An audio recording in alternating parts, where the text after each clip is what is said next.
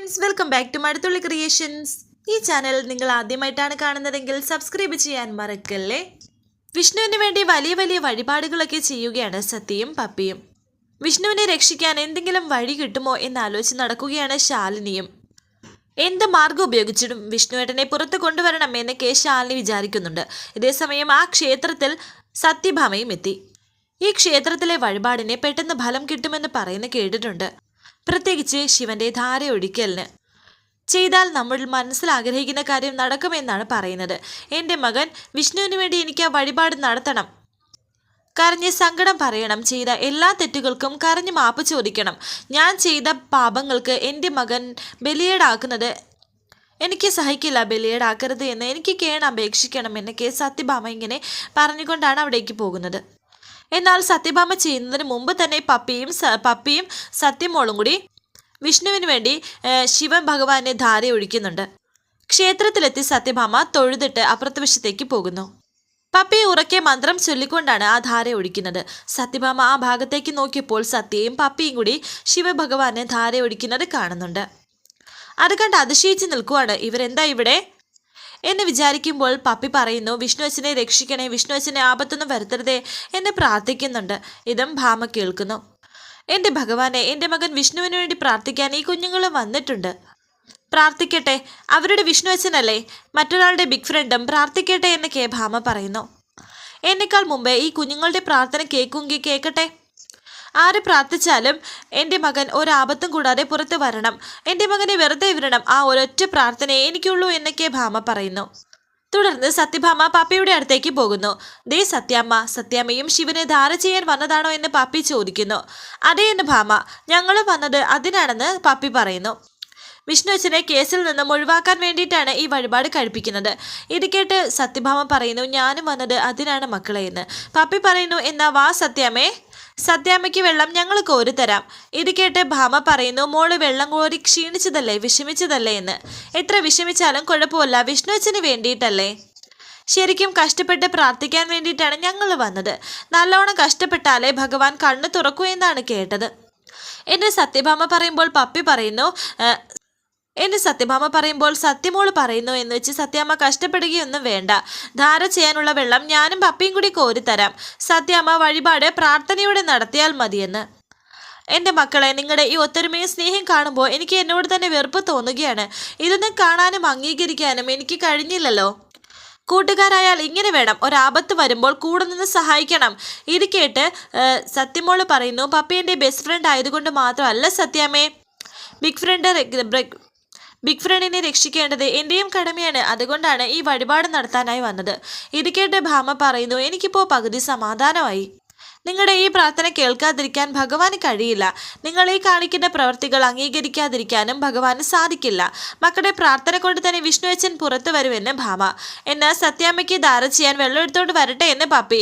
സത്യാമ്മ ഈ വെള്ളം കൊണ്ട് ധാര ചെയ്തോളൂ, ഞങ്ങൾ വേറെ വെള്ളം എടുത്തിട്ട് വരാം എന്ന് പറഞ്ഞ് സത്യയുടെ കയ്യിലിരുന്ന ആ ഒരു കുടം വെള്ളം ഇപ്പോൾ സത്യഭാമയുടെ കയ്യിലേക്ക് കൊടുക്കുന്നു. അടുത്ത വെള്ളം എടുക്കാൻ പോവുകയാണ്. ഇതുവരെ ഞാനൊരു മൂഢലോകത്തായിരുന്നു ഭഗവാനെ. തെറ്റുകൾ ഒരുപാട് ചെയ്തിട്ടുണ്ട്. അതിൻ്റെ ഫലമാണ് ഞാനിപ്പോൾ അനുഭവിക്കുന്നത്. പക്ഷേ അത് എൻ്റെ മോനെ കുരുതി കൊടുക്കുന്ന രീതിയിലാകരുത്. എന്നെ ശിക്ഷിച്ചോളൂ, എന്ത് ശിക്ഷ വേണമെങ്കിലും സ്വീകരിക്കാൻ ഞാൻ തയ്യാറാണ് എന്നൊക്കെ കരഞ്ഞുകൊണ്ട് ഭഗവാനോട് പറയുകയാണ് സത്യഭാമ. എല്ലാ സങ്കടങ്ങളും ഏറ്റുപറഞ്ഞ് മാപ്പ് ചോദിക്കുന്ന ഈ ഉള്ളവളോട് കരുണ കാണിക്കണം. എൻ്റെ മകൻ വിഷ്ണു നിരപരാധിയാണ്. അവനൊരു ഉറുമിനെ പോലും നോവിക്കാത്തവനാണ്. എന്നെ കൈവിടരുത്, എൻ്റെ മോനെയും കൈവിടരുത് എന്നൊക്കെ ഭാമ പ്രാർത്ഥിക്കുന്നു. കരഞ്ഞുകൊണ്ടാണ് ആ പ്രാർത്ഥന. അവൻ എന്നോട് കാണിക്കുന്ന ഈ വെറുപ്പ് അവൻ്റെ അസ്ഥിയിൽ നിന്നും ഉണ്ടായതാണ്. അതിന് ഞാനാണ് കാരണം. അവൻ എന്നെ വെറുത്തോട്ടെ, എൻ്റെ മുഖത്ത് പോലും നോക്കാതെ നടന്നോട്ടെ. പക്ഷേ അവൻ എൻ്റെ മകനല്ലാതാകുന്നില്ലല്ലോ. ഭഗവാനെ, എൻ്റെ കുട്ടി തിരിച്ചു വരണം. അവൻ്റെ ആ സന്തോഷവും തിരിച്ചു കൊടുക്കണം. അതിനെ ഭഗവാൻ കടാക്ഷിക്കുക തന്നെ വേണം എന്നൊക്കെ സത്യഭാമ പറയുന്നു. അവിടേക്ക് അടുത്ത കുടം വെള്ളം കൊണ്ടുവന്നിരിക്കുകയാണ് പപ്പി. ഇതുവരെ ഈ വെള്ളം ഒഴിച്ചില്ല, ഇത് നിർത്താതെ ഓ നിമിഷിവായ എന്ന് പറഞ്ഞുകൊണ്ട് ശിവഭഗവാന് ധാര ഒഴിക്കണമെന്ന് പറയുന്നു. ഭഗവാനെ, ഈ കുട്ടികളുടെ തിരിച്ചറിവ് പോലും നീ എനിക്ക് തന്നില്ലല്ലോ എന്നും ഭാമ പറയുന്നുണ്ട്. എന്നിട്ട് ഭാമയും ആ ധാര ഒഴിക്കാൻ വേണ്ടി ഇങ്ങനെ സഹായിക്കുന്നുണ്ട്. ആ സമയം സ്വാമി അവിടേക്ക് വരുന്നു. ഈ കുഞ്ഞുങ്ങൾ ഇവിടുത്തെ വഴിപാടിനെ കുറിച്ച് എന്നോടാണ് ചോദിച്ചത്. ധാരയെക്കുറിച്ചുള്ള കാര്യങ്ങളൊക്കെ ഞാൻ അവരോട് പറഞ്ഞു. ഇപ്പോൾ മുത്തശ്ശി കൂടി വന്ന സ്ഥിതിക്ക് ഞാൻ ഒരു കാര്യം കൂടി പറയാം. നിങ്ങൾക്ക് വലിയൊരു കടമ കൂടി കടക്കാനുണ്ടെന്ന് എനിക്ക് മനസ്സിലായി. അതെന്താണെന്ന് ഞാൻ ചോദിക്കുന്നില്ല, പക്ഷേ ആ കടമ്പ കടക്കാൻ ഇത് മാത്രം പോരാ. എനിക്കിപ്പോൾ എന്നെ അലട്ടുന്ന വലിയൊരു പ്രശ്നം മറികടക്കണം. അതിന് എന്നെ കൊണ്ട് ചെയ്യാവുന്ന എല്ലാ കഷ്ടതയും സഹിക്കാൻ ഞാൻ തയ്യാറാണെന്ന് ഭാമ പറയുന്നു. എങ്കിൽ ഭിക്ഷാടനം ചെയ്യണം. ഉഗ്രരൂപിയും ഉഗ്രകോപിയുമായ സാക്ഷാൽ പരമേശ്വരനെ ന്യായിയായ ഒരു മകനുണ്ട്, സുബ്രഹ്മണ്യ സ്വാമി. മനുഷ്യന്റെ അഹന്ത മാറ്റിയെടുക്കാനായി സുബ്രഹ്മണ്യ സ്വാമിക്ക് നൽകുന്ന വഴിപാടാണ് ഭിക്ഷാടനം. അതെടുത്ത് സുബ്രഹ്മണ്യ ഭഗവാനെ സന്തോഷിപ്പിച്ചാൽ ശിവഭഗവാൻ തൃപ്തനാകും. സ്നേഹനിധിയായ മകൻ പറഞ്ഞാൽ പിന്നെ കേൾക്കാത്ത അച്ഛനും അമ്മമാരും ഉണ്ടോ? ഒന്ന് പരീക്ഷിച്ചു നോക്കൂ, ഗുണം കിട്ടും. ഇത് മനസ്സിലാക്കാൻ ദേവഗ്രന്ഥങ്ങളോ ഉപനിഷത്തുകളോ തേടി പോകേണ്ട കാര്യമില്ല. ഒരാൾ വന്ന് പറയുന്നതും അതേ കാര്യം ഒരല്പം കുസൃതിയോടെ നമ്മൾ മക്കൾ വന്ന് പറയുന്നതും ശ്രദ്ധിച്ചാൽ മതി. നമ്മൾ പ്രാധാന്യം കൊടുക്കുന്നത് നമ്മളുടെ മക്കൾ പറയുന്നതിനായിരിക്കില്ല. അതാണ് ഞാൻ പറഞ്ഞത്, ഭിക്ഷാടനം നടത്തണമെന്ന്. ഒരു ദോഷവും വരത്തില്ല.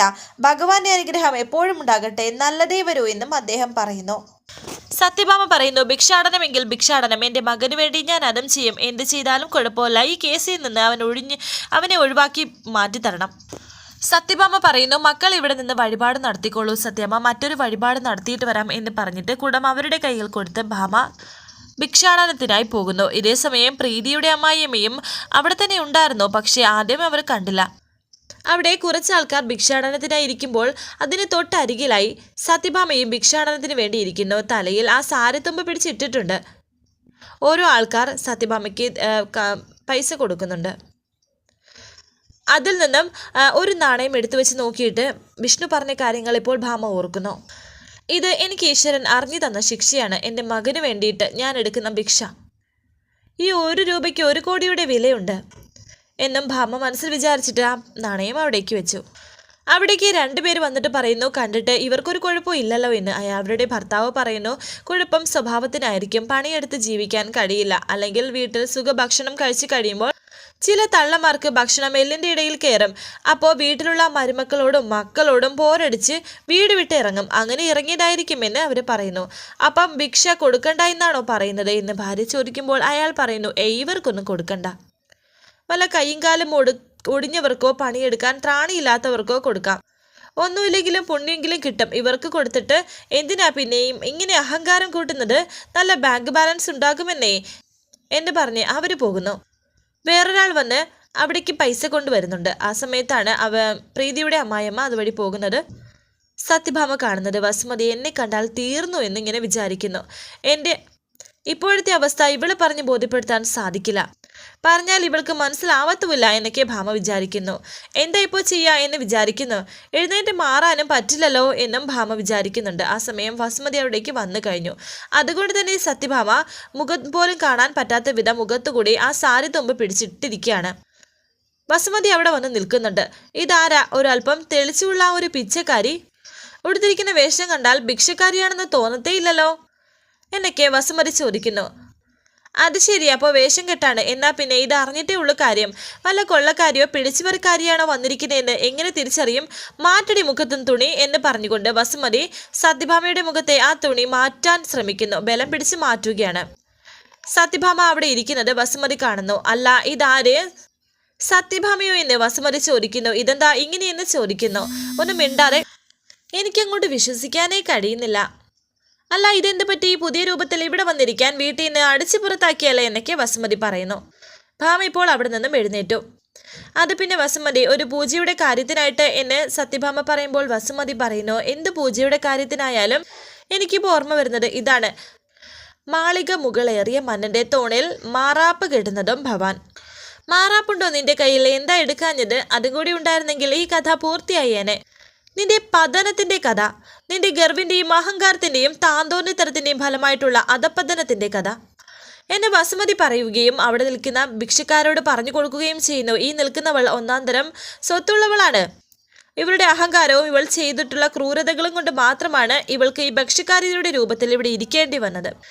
എത്ര പേര് ഇവൾ കണ്ണുനീര് കുടിപ്പിച്ചിട്ടുണ്ടെന്നറിയോ? എൻ്റെ മകനെ തന്നെ ഇവൾ എന്തുമാത്രം ദ്രോഹിച്ചിരിക്കുന്നു. ആ ശാലിനി ദ്രോഹിച്ചതിന് കണക്കുണ്ടോ? കാര്യങ്ങൾ ഞാൻ അറിഞ്ഞു സത്യാമ്മേ.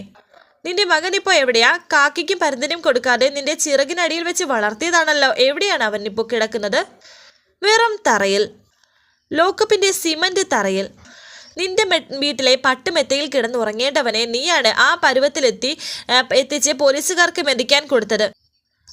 അവനെ അവിടെ ഇട്ട് ചതിക്കുകയാണെന്നാണ് ഞാൻ കേട്ടത്. ഇത് കേട്ട് ഭാമ പറയുന്നു, വസുമതി, ചത്തിരിക്കുന്ന സത്യഭാമയുടെ രൂപം മാത്രമാണിത്. വീണ്ടും എന്നെ കുത്തി വേദനിപ്പിക്കരുത്. നിന്നേക്ക് പോലുള്ളവർ ചത്തു ചെന്നാലും കുഴപ്പമാണടി. അവിടെയുള്ള ആത്മാക്കൾക്ക് പോലും നീ സ്വൈര്യം കൊടുക്കത്തില്ല. അതുകൊണ്ട് കാലം പോലും നിന്നെ കൊണ്ടുപോവത്തില്ല. കാരണം കൊണ്ടുപോയാലേ കാലനും തലവേദനയാണ് എന്ന് പറഞ്ഞ് വസുമതി ഇട്ടിരിക്കുന്ന ആ നാണയത്തിലേക്ക് നോക്കുന്നു. നിന്നെ ഈ പണിക്ക് കൊള്ളിലുള്ള സത്യഭാമയെ കണ്ണിലെ പിച്ച തണ്ടാൻ ഇറങ്ങിയിട്ട് അതിന് പോലും നിനക്ക് കഴിവില്ല എന്നാണ് കാണിക്കുന്നത്.